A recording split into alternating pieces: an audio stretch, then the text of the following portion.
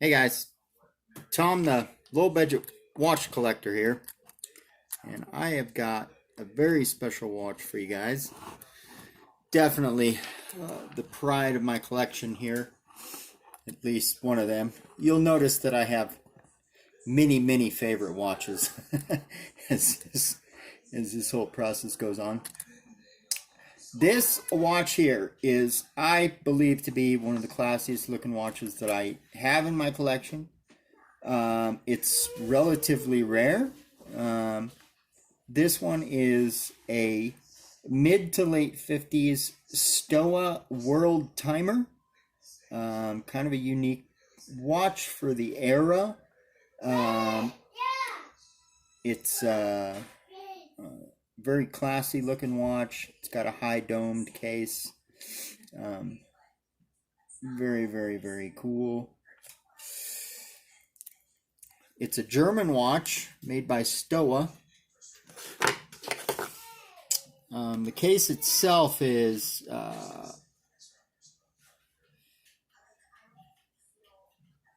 33 millimeters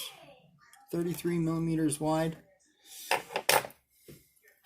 The unique feature of this watch is the world map that you can see kind of centralized on the watch itself. And what makes this one interesting is not only does it have an hour, minute, and second hand on the center spire of the watch, but it also has a 24-hour dial that moves counterclockwise to the watch as it runs. And I'll show you. I'll give you an example of how that works here. So as the watch runs, the world map moves in a counterclockwise fashion.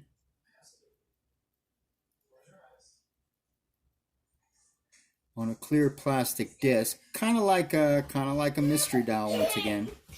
And there are 24 time zones.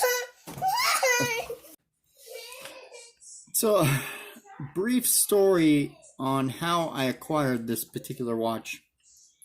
I have a friend here in town, and she does repairs, simple repairs on watches, batteries, crystals, watch bands, things like that. And this was brought in by a customer because it would start and stop. It would run briefly, and then just randomly or intermittently it would stop. So I had taken it apart and looked into it, and trying to determine what it was that was what the issue was, and I couldn't find an issue with it. It wasn't until I pulled the movement out of the watch, and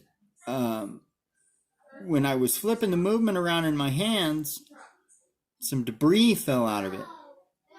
And what I came to notice is that within the minute hand, the loom that is within the minute hand had flaked out of the inside of the hand and gotten into the inner workings of the watch. And literally, as soon as I shook the debris out of it, that leftover loom, it has been running ever since. Just a lucky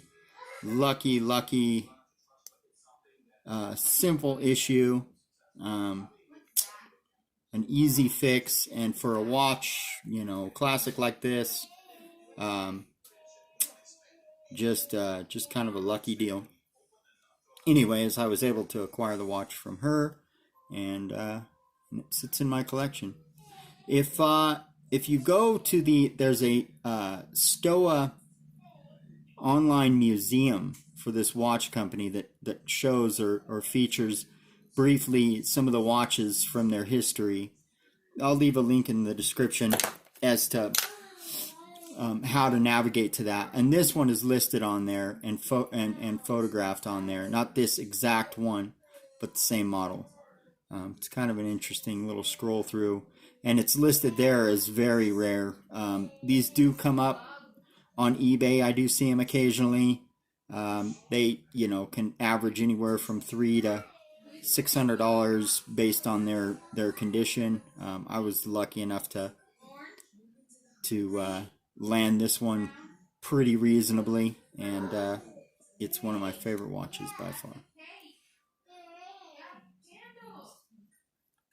Thank you for listening, and I'll be back with another watch.